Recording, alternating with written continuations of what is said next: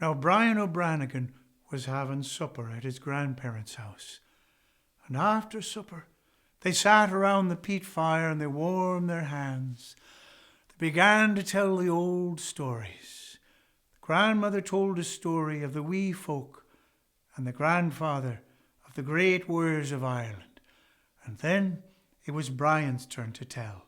And Brian said, well, I don't actually tell stories, I get it all mixed up and people get mad at me and they knock me on the head. So I'm not your man. So thank you very much, but no. Well, Brian, said the grandmother, if you can't tell us a story, make yourself useful. Pick up the bucket over there, go out to the well and fetch us a pail of water. So Brian picked up the bucket. He went out the door.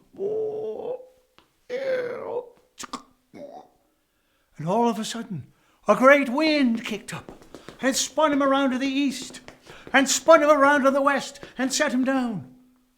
He was in the middle of a cold, dark, wet woods. And there in front of him was a great manor house with all the lights blazing. They were having a party and maybe they had some food because he was kind of hungry. He knocked on the door. The great oak doors swung open.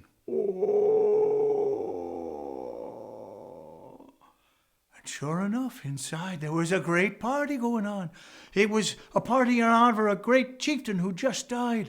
And all the people turned and looked at him. He said, Brian, nice to see you, Brian. Look who's here. It's Brian O'Branigan himself. Nice to see you, Brian. Thing was, he'd never seen any of these people before in his life.